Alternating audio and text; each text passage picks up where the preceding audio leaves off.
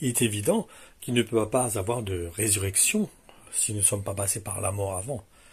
La résurrection, justement, est le signe que quelqu'un est passé par la mort.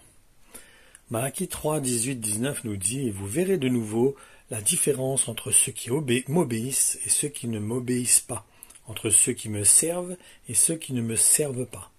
Moi, le Seigneur de l'univers, je le dis, mon jour arrive, il est brûlant comme le feu. Ce jour-là, tous les orgueilleux, tous ceux qui font le mal seront comme de la paille. Ils seront complètement brûlés. Je ne leur laisserai ni racines, ni branches. » Et c'est dans cet esprit que Jésus a évangélisé Nicodème, en lui expliquant que s'il voulait comprendre les choses de l'esprit, il devait mourir à lui-même, afin de reprendre vie, mais par le Saint-Esprit, en acceptant d'être renouvelé dans sa connaissance. Et cela consiste à adopter les enseignements de Jésus-Christ, jusqu'à ne faire plus qu'un avec elle. Et c'est dans ce sens que je vous encourage maintenant à porter attention à l'avertissement du Seigneur qui va suivre. En effet, il faut vraiment le prendre au sérieux et non à la légère. C'est dans Matthieu 12, versets 39 à 41. Il répondit en disant « Voilà bien les hommes d'aujourd'hui. Ils font le mal, ils tournent le dos à Dieu, mais ils réclament un signe. En fait de signe, le seul qui leur sera accordé sera celui du prophète Jonas. En effet, comme Jonas resta 3 jours et 3 nuits dans le ventre du poisson géant, ainsi le Fils de l'homme passa 3 jours et 3 nuits dans le sein de la terre. Au jour du jugement, les habitants de Ninive se lèveront pour témoigner contre les hommes d'aujourd'hui. Et ils les feront condamner, car eux, ils ont changé de vie en réponse à la prédication de Jonas. Et il y a ici bien plus que Jonas. Pour être sincère, je ne fais pas d'illusions sur le déroulement de cette année. En effet, je sais qu'elle sera jonchée d'embûches et donc de pièges qui se manifesteront par beaucoup de séduction. Et n'oublions pas que le diable est le malin. Il met en place des scénarios pour emmener le monde à pécher contre Dieu. Et cela s'effectue au travers de l'acceptation de ces stratégies qu'il applique dans le monde entier. Et elle consiste à emmener l'homme à adhérer volontairement ou même pas volontairement, inconsciemment même, à l'état d'esprit qu'il est en train d'instaurer.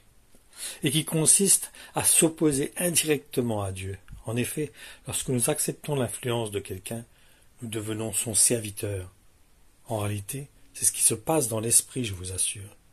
À partir du moment qu'on se laisse avilir, qu'on se laisse assujettir par une pensée ou par un état d'esprit, on devient l'esclave de cette personne. C'est pour cela que le Seigneur a dit dans 2 Timothée 3, 12 et 14, « Mais c'est une règle générale. Tous ceux qui sont décidés à mener une vie d'attachement à Dieu, dans la communion avec Jésus-Christ, connaîtront la persécution, tandis que les méchants et les charlatans s'enfonceront de plus en plus dans le mal. Les imposteurs, avec leur air de sainteté, s'enhardiront. Ils séduiront beaucoup de gens, mais leur succès causera leur ruine, car ils seront eux-mêmes victimes des erreurs dans lesquelles ils ont entraîné les autres. Pour toi, reste fidèle à tout ce que tu as appris et expérimenté. Persévère dans les enseignements qui t'ont été confiés, que tu as accueillis avec foi et qui sont devenus des certitudes pour toi. Tu as été convaincu de leur véracité, non seulement parce que tu connais les maîtres dont tu les tiens, mais parce que, je le répète, tu es attaché à Jésus-Christ. Attachons-nous à Jésus-Christ, frères et sœurs. Attachons-nous au Seigneur de gloire. Car je le répète, le diable est le malin, le père du mensonge. Il œuvre d'une manière habile pour emmener le monde entier à aller à l'extrême dans la rébellion contre Dieu. Le pire, c'est que cela s'effectue d'une façon très subtile pour que le monde n'en ait pas vraiment conscience, pour qu'il adhère à ce qu'il fait d'une manière vraiment subtile qui se laisse être séduire et pactiser quelque part avec ce qu'il est en train d'emmener.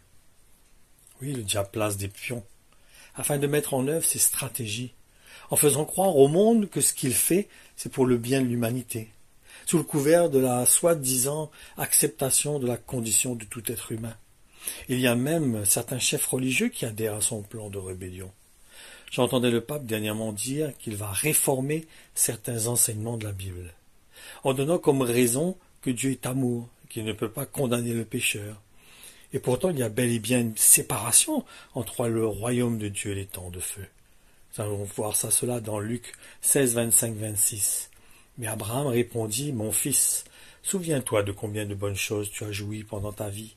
Tu as eu ta part de bonheur, tandis que Lazare était dans la misère. À présent, ici, c'est lui qui est consolé, tandis que toi, tu es dans les tourments. D'ailleurs, il y a maintenant un immense abîme entre nous et vous, si bien qu'il serait impossible, même si on le voulait, soit d'aller d'ici vers vous, soit de venir de votre côté jusqu'à nous. Et il y a un autre point aussi qu'il ne faut pas ignorer non plus. Dieu vomit de sa bouche ceux qui sont tièdes. Donc ce sont ceux qui sont mitigés, ceux qui n'arrivent pas à se positionner pour la vérité, et cela d'une manière franche. Donc ma conclusion, frères et sœurs, c'est vraiment le temps d'entretenir notre lampe pour qu'elle reste allumée, car il faudra vraiment être éveillé dans ces derniers temps, afin de discerner les œuvres du malin. De plus, est-ce que vous savez que dans les derniers temps, ce seront des chrétiens et des gens proches de nous qui nous trahiront? Pourquoi? Parce que nous voudrons nous positionner sur la vérité. Nous ne voulons pas faire de compromis avec ce que le diable est en train d'emmener. Et comme certains n'auront pas persévéré correctement dans la foi, ils ne verront plus clair. Ils se laisseront séduire par le diable. Et quelque part, ils pactiseront avec le diable. C'est ce qui va arriver. C'est une réalité. C'est pas moi qui le dis. C'est les prophéties de la parole de Dieu. C'est une vérité qui se manifestera. C'est pour ça qu'il faut se préparer. C'est pour ça qu'il faut se garder pur. C'est pour ça qu'il faut rester éveillé en attendant l'époux qui vient. Et se préparer pour son arrivée. Afin de ne pas tomber dans les séductions de ceux qui voudraient nous éloigner de notre époux. De ne pas nous emmener à rester un cœur ouvert, un cœur pur pour recevoir l'époux. Soyez bénis. Que le Seigneur vous garde.